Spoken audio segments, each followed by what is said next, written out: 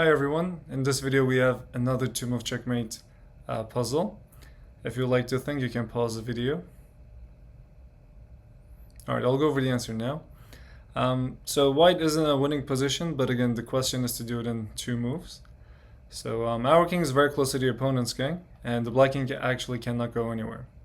So if black is going to make a move, they're going to move either the rook or the pawns. And we can try to take advantage of this. So there are no successful checks we can really do. You can sacrifice the queen on c7, but that doesn't really do anything. One idea would be that if there was another pawn here, which wouldn't be possible if the queen were to take there, and you could try to do like a checkmate over there, assuming there was a pawn here. But we can do something very, very close to that. The correct answer is to move the queen to d6. If you found it, congratulations. So there are multiple options for black to do.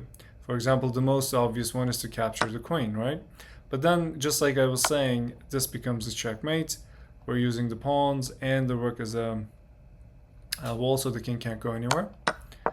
If the opponent doesn't capture the queen, but instead tries to like block it with a pawn, then we can move our queen to b8 to do this checkmate. And if they don't want to move the pawn, and they can't move this king, and now we're blocking this pawn, so this pawn cannot move either.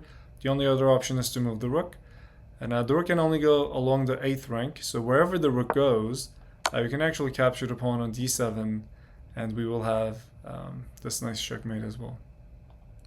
If you enjoyed this video, please like and subscribe, and I'll see you guys in the next video.